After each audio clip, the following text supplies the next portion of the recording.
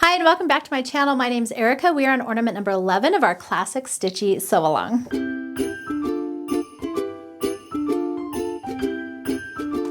All right, so we are almost done with our stitchy sew-along. If you have not joined in yet, there is still plenty of time to make these fun ornaments before the holiday season is over. So this is based on my classic stitchy ornaments for 2022. There are 12 different ornaments. They're all based on classic quilt blocks. These are perfect for beginners. This would also be a great gift idea. So the pattern plus a little bit of fabric and floss, pretty inexpensive and actually a really fun project. You can give it to someone and they can start working on the ornaments for next year. So let's take a quick little review. Here is the ornament from yesterday. This was ornament number 10, this cute star block. And then today's ornament is ornament number 11. And I just did a traditional sawtooth star block. I added a little plus sign in the middle. And then for this one, I thought it would be fun to put some little corner framing on there. Now, if you look at this one in the inverse, so pretend the white is red and the red is white, I think you'll see that this white right here looks just like a Christmas bauble hanging ornament. So I think that's really fun. This would be a fun one to do the inverse on the color. And then here is the quilted ornament for number 11. Very cute, obviously very similar. I couldn't do that tiny plus on the inside because that would just be way too tiny pieces. And then here are the backings for them. Now you may notice that the outside edge of this one is this rickrack, and this one actually was the first one that I finished, and I thought it'd be cute to have the matching rickrack. It's this same rickrack that I used for the strap. I thought it'd be cute to have that around the outside edge. Well, if you're gonna do that, this did not work. This was sort of a fail, so I'm sharing it with you so you don't make the same mistake. This rickrack just wasn't quite wide enough to pop out, so it barely popped out in some of these areas. You just can't even see it on there. If you wanna do the rickrack around the outside edge instead of the lace like I did, I would definitely suggest getting a wider rickrack, maybe like a 1/2 inch rickrack. That would probably be enough to stick out around the edges.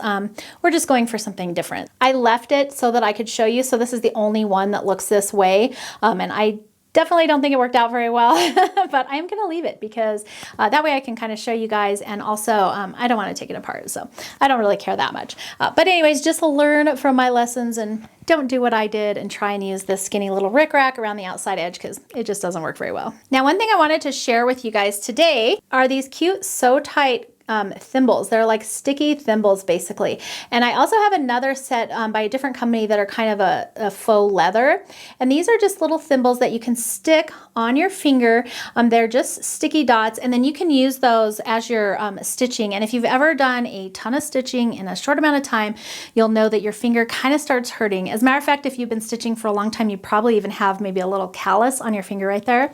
These are great for that because they will protect your finger from, just the pressure of constantly pushing a needle through a fabric, and they just save on a lot of pain and allow you to keep on stitching so that your fingers don't hurt. So I just wanted to share these with you. There are other brands of these out here. I have another brand. The dots are just slightly larger and they're leather. I'll insert a picture here if I can find them. I can't find them right now. They're probably in one of my bags, but they're a great way to do that. I'm not a fan of traditional thimbles. They're too big and clunky for me, but I love these little stick-ons because they really are just kind of like your natural skin.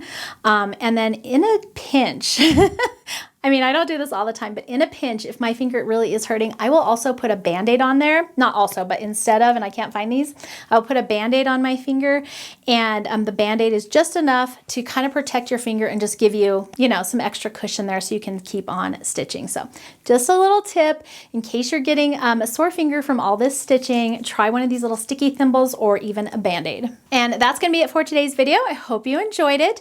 Leave me a comment below letting me know if you use a thimble or if you like these sticky dots, if you've tried them, or if you have another idea. I'm sure everyone would love to learn from your experience. We only have one more ornament left and then we can get on to decorating. So hopefully you guys are having fun. Thanks for hanging out with me today, and I will see you in the next video where we will be looking at ornament number 12.